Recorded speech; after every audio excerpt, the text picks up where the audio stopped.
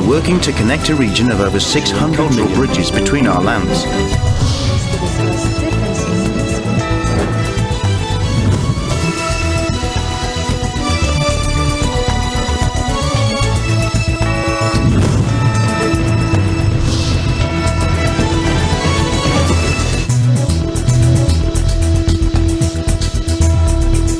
Good evening, I'm Alma Angeles, and you're watching ASEAN in Focus on tonight's headlines. Widespread flooding and evacuations are unfolding as Super Typhoon Saula hits the northern Philippines. Over 1,000 residents have been displaced due to the typhoon's impact. On National Heroes Day, President Marcos Jr. called upon Filipinos to embody heroism within their families and local communities, emphasizing its significant role in shaping the nation. As the somber 6-year anniversary of the forced mass displacement of Rohingya and other communities from Myanmar's Rakhine State is observed, UN spokesperson Florencia Soro Nino Martinez acknowledged the ongoing plight. Notably, approximately 1 million Rohingya individuals remain displaced, both within and beyond Bangladesh. Director General of the World Health Organization, Tedros Adhanom Ghebreyesus, emphasized COVID-19's persistent global health threat in a vital update. Tedros stressed the need for nations to enhance their surveillance, sequencing, and reporting capabilities to assess emerging variant risks, specifically EG.5 and BA.2.86.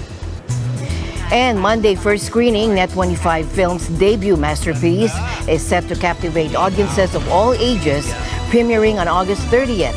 This heartwarming tale breaks barriers, uniting families with a story that resonates across generations.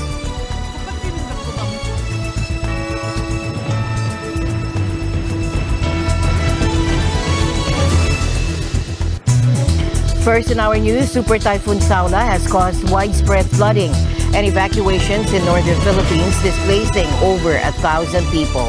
The typhoon, which has maximum sustained winds of 185 kilometers per hour, made landfall in the northeastern part of Luzon Island on Saturday night. It has since weakened slightly, but is still packing a powerful punch. The State Weather Bureau has warned of the risk of flash floods and landslides and has advised residents in low-lying areas to evacuate. In Isabela Province along the Pacific coast, more than 370 people have been evacuated to higher ground. In Cagayan Province, more than 380 people have been evacuated and widespread power outages have been reported. In Ilocos Sur Province along the northwest coast of Luzon, more than 420 people have been evacuated. The region has also been hit by landslides and river overflow.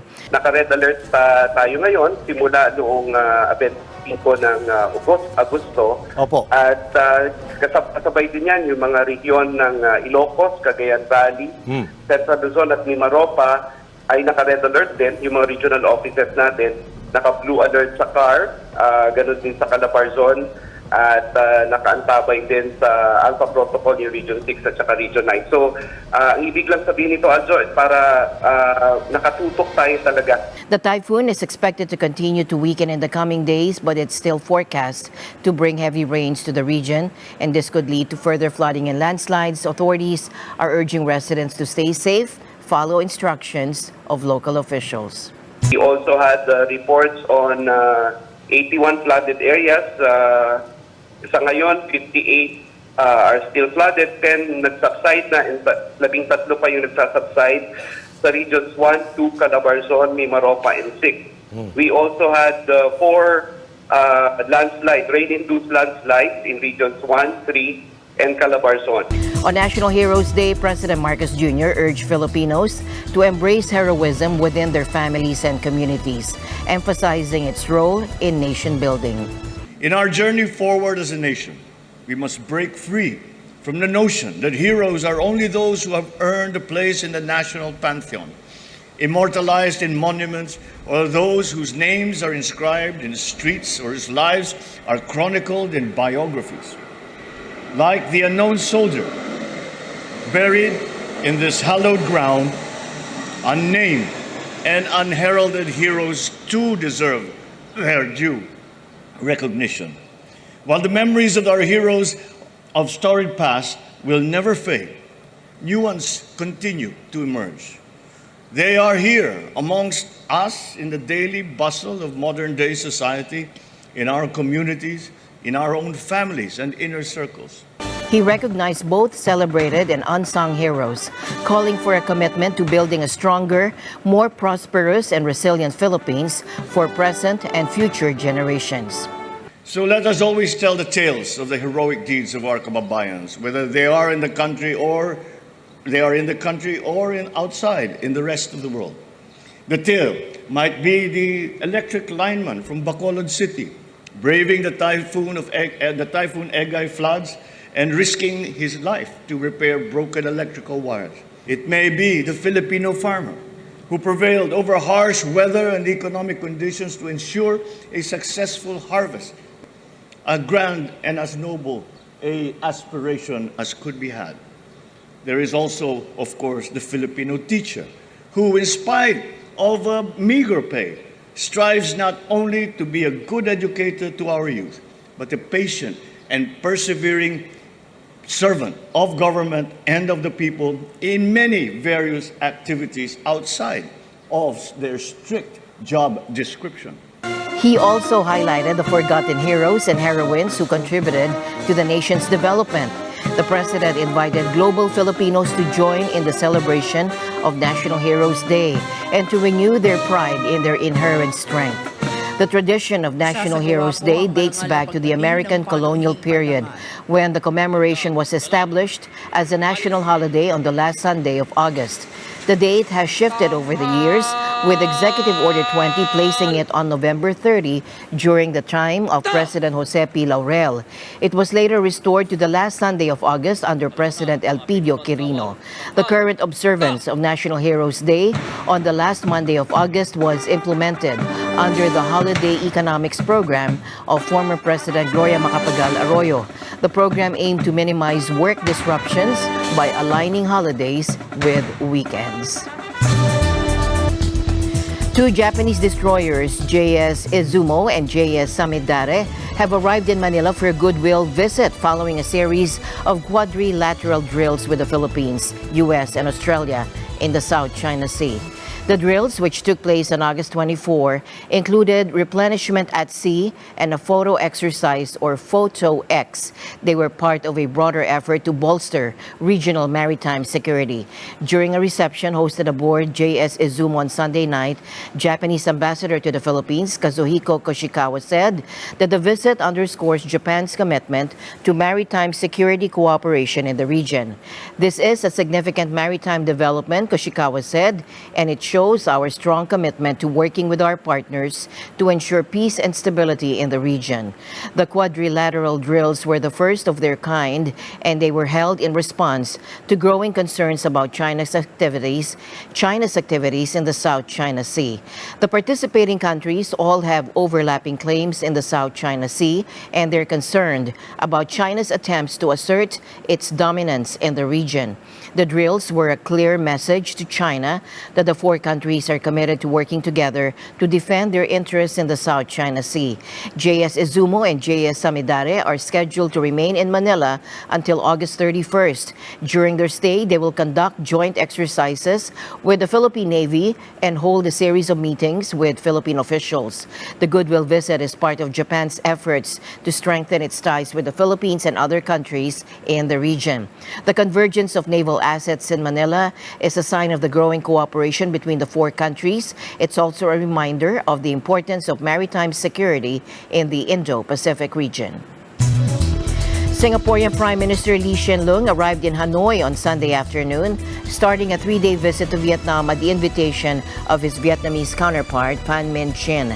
The visit is a significant milestone in the 50-year history of diplomatic relations between Singapore and Vietnam and the 10th anniversary of their strategic partnership. During his visit, Lee is expected to meet with Vietnamese leaders, including President Nguyen Xuan Phuc and Prime Minister Pham Minh Chinh. He'll also witness the signing of several agreements relations between the two countries. An outstanding testament to their economic cooperation is Singapore's status as ASEAN's leading investor in Vietnam, taking second place globally.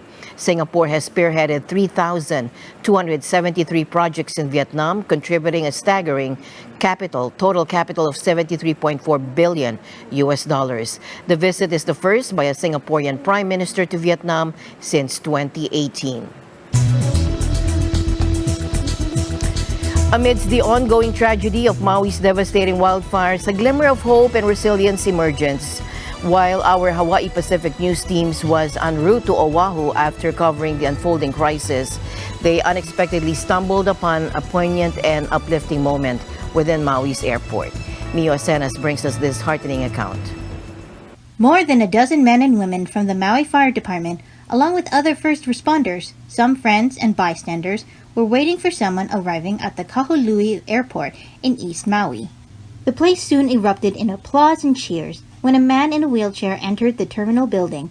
Everyone present gave him a hero's welcome.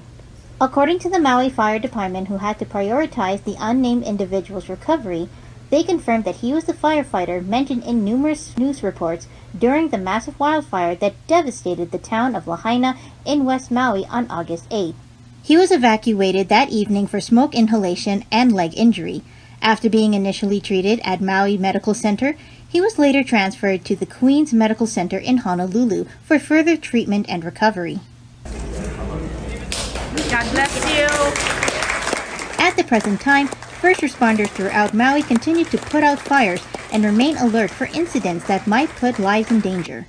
Reporting from Honolulu, Hawaii, I'm Mio Acenas, Eagle News. We live in extraordinary times. Observing the somber 6-year anniversary of the forced mass displacement of Rohingya people and other communities from Myanmar's Rakhine State, UN spokesperson Florencia Soto Niño Martinez addressed the ongoing plight. Notably, around 1 million Rohingya individuals remain displaced, both within Bangladesh and beyond its borders. Speaking from New York, Soto Niño Martinez highlighted the compounded vulnerabilities endured by Myanmar's population. Today marks 6 years since the forced mass displacement of Rohingya people and other communities from Myanmar's Rakhine State. Rohingya people remain displaced domestically and abroad, including around 1 million Rohingya in Bangladesh. The vulnerabilities faced by people of Myanmar, including the Rohingya, have been compounded by the ongoing conflict and by the devastation caused by Cyclone Mocha. The United Nations will continue to support efforts to create conditions that would be conducive to the voluntary, safe, dignified, and sustainable return of Rohingya refugees to their places of origin in Myanmar. The Secretary General calls on all stakeholders to redouble efforts to find comprehensive, inclusive, and durable solutions that can adequately address the root causes of systemic discrimination and violence in Myanmar, and to respond to the growing protection crisis and humanitarian needs, while strengthening refugee protection efforts in the region for those fleeing persecution and violence. The Centers for Disease Control and Prevention has launched a new initiative aimed at improving the survival rates of people with sepsis. Sepsis is a life-threatening condition that occurs when the body's response to an infection damages its own tissues and organs. It's the leading cause of death in U.S. hospitals, and it is estimated to affect about 1.7 million people each year. Here to discuss this crucial development is Jessica Bautista. Sepsis is the body's extreme response to an infection. It happens when an infection you already have triggers a chain reaction throughout your body. At present, 1 in 3 people who die in a hospital has sepsis during that hospitalization. In the U.S. alone, 1.7 million adults develop this life-threatening emergency. 350,000 of them die during hospitalization or are discharged to hospice. Anyone can get an infection. And almost any infection, including COVID-19, flu, RSV, can lead to sepsis. We know that sepsis is when an infection triggers a chain reaction through our body, and urgent medical care is necessary to prevent organ damage and even death. We all need to know the signs and symptoms of sepsis. Survival and recovery depends on quick action on the part of family members and caregivers, as well as hospital staff. I know this firsthand. My mom would have died of sepsis nearly 20 years ago, if not for the incredible medical team at the hospital that responded to her emergency. CDC studies tell us that sepsis, nearly 87% of sepsis patients are brought to the hospital with an infection that's really just not getting better. In a typical year, 1.7 million adults in America develop sepsis, and at least 350,000 adults unfortunately die during their hospitalizations or are moved into hospice care. To ensure that effective teams and resources are in place to quickly identify sepsis and save more lives, CDC launches the Hospital Sepsis Program Core Elements. Agency Director Mandy Cohen says CDC is calling on all U.S. hospitals to have a sepsis program and raise the bar on sepsis care by incorporating 7 core elements: leadership commitment, accountability, multi-professional expertise, action, tracking, reporting, and education. Many infections can lead to sepsis, and they are also preventable infections. Earlier, I mentioned COVID-19 or flu or RSV could cause infections and could cause sepsis. And we know these illnesses are starting to circulate right now. Please consider vaccination. It is one of the best ways to reduce your risk of infection, protect yourself and your family, and when you reduce the risk of infection, you're reducing your risk of sepsis. Hello, my name is Alice Tapper. I'm a sepsis survivor patient advocate. In November 2021, I got sick with severe abdominal pain, a fever of 102 degrees, and vomiting. My parents took me to a hospital where they ran tests and found I had a rapid pulse of 135 and a very white high blood cell count of 20,000. They offered me fluids but could not figure out what was wrong with me. My condition did not improve, so I was transferred to another hospital where I was admitted and diagnosed with severe gastroenteritis. We were told this was a viral infection and that we essentially needed to wait it out. My parents consulted with multiple doctors about what could be done and asked about possible treatments and more tests, but were told that none were needed. At the time, we didn't know enough to ask the question the CDC recommends: could this infection be leading to sepsis? Over the course of 32 hours, my condition worsened. I was weak in pain and quickly fading away. Sepsis needs to be addressed. We urge physicians to educate their patients about sepsis, for hospitals to have a well-organized sepsis program that educates their staff on how to identify sepsis, how to coordinate experts from across the hospital for the complex care needed to ensure the survival and recovery of patients with sepsis. Cohen says sepsis is taking too many lives. This new critical resource is intended to help hospitals implement, monitor, and optimize sepsis programs, all to improve survival rates. For more information on sepsis, visit cdc.gov/sepsis. Jessica Bautista, Washington, D.C. Eagle News. We live in extraordinary times.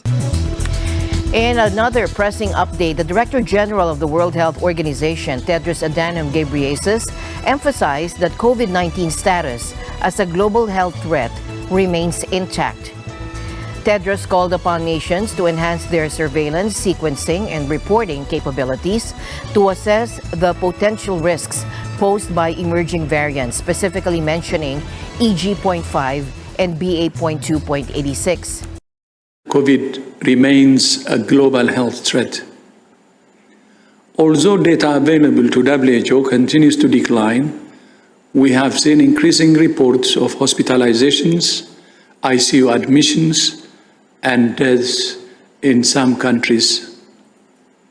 We continue to call on all countries to strengthen surveillance, sequencing, and reporting so we can assess the risk of new variants such as EG.5 and BA.2.86. And we continue to call on all countries to implement the standing recommendations to save lives and prevent the burden of long COVID. Maria Van Kerkhove, technical lead of the WHO Health Emergencies Program, highlighted the variant BA.2.86, which exhibits over 30 mutations in the spike protein. BA.2.86 has more than 30 mutations in the spike protein. While we have only detected so far around 9 or 10 cases of BA.2.86, we felt that this warrants closer monitoring because of the sheer volume of change that we've seen. Now, right now, we've seen detection of BA.2.86 in Denmark, Israel, the UK, USA, South Africa, and we have evidence of BA.2.86 also in Switzerland and Thailand in wastewater sampling. Your likelihood of developing severe disease and dying is reduced with vaccines. The many safe and effective vaccines that are in circulation, that are in use right now. Early access to clinical care and antivirals reduces the risk of developing severe disease. So that's what is important for the general public in our view. We will give a full profile and do a risk assessment of BA.2.86 as soon as we have more information. We expect the number of cases to be increased because we classified it as a variant under monitoring, and there could be more detections in countries from wastewater surveillance. In summary, the WHO underscores the persistent global threat of COVID-19, emphasizing vigilance and surveillance and readiness to adapt strategies in the face of evolving variants and challenges. And Gilas Pilipinas is facing a critical moment in the FIBA World Cup on the edge of missing the last 16 phase after a tough 80-70 loss to Angola at Quezon City Smart Araneta Coliseum. Initially leading by 11 points in the second quarter, Gilas couldn't maintain their momentum. Angola's response, including a 19-5 run by halftime, turned the tide in their favor. Despite Gilas briefly leading in the third quarter, Angola gained control with a 56-52 advantage into the fourth. A strong push from Angola in the final period extended their lead, and although Gilas fought back with an 11-0 burst, Angola secured the win with a late three-pointer from Gerson Domingos. Gerson Goncalves led Angola with 17 points, while Domingos added 15. Jordan Clarkson was Gilas' top performer with 21 points. With a 0-2 record, Gilas must beat Italy 1-1 by 13 points or more and hope for an Angola loss to the Dominican Republic to advance. Otherwise, they'll head to the classification round for 17th to the 32nd places. And finally, in our news, Monday first screening, Net25 Films' debut masterpiece is set to captivate audiences of all ages, premiering on August 30th. After 60 years, I hope to learn more in life.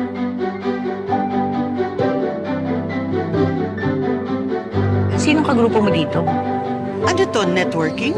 Monday first screening. Libre ang sinihan para sa mga seniors kada Lunes. I also hope to live more of it. Ma, nakausap ko pala si Papa. Magkaka-baby na sila, Tita Lani. Kung sino yung nagloko, siya yung masaya. Si Lydia, bago nating miyembro. Paano ba manligaw ngayon, ha? Kunin mo lang yung cellphone number. Text mo na. Tapos, punta mo sa bahay. Dala mo ng flowers. Flowers for you. Uy, si Mami manliligaw. Siyempre, papagandahin natin si Mami Jack. Bilis pa! Push up, prank! Manonood lang kami ng sine. Ay? Lo, happy all for you, Mami Jack. I love you, Lydia! Mayang babi mo, sugarol. Baka pati ikaw ubusin ng lalaking yun. Gusto mong ipamukha sa akin na hindi ako karapat-dapat na magkaroon ng kasama sa buhay. Devotion. Yun lang ang gusto ko. Someone who will be devoted to me and someone that I can devote what's left of my life.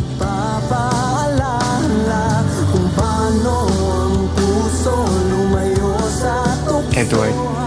Sofia.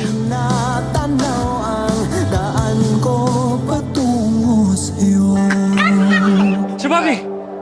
Bobby? Sino po yung namimiss niyo? Wala. Mami Jack, may nag-message! Ha? Meron?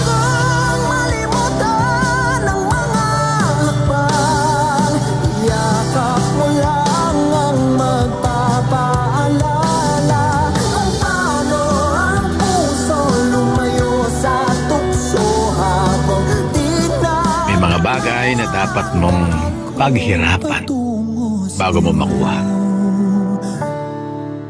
Visit the official See you website Monday for net25.com screening. for more updates.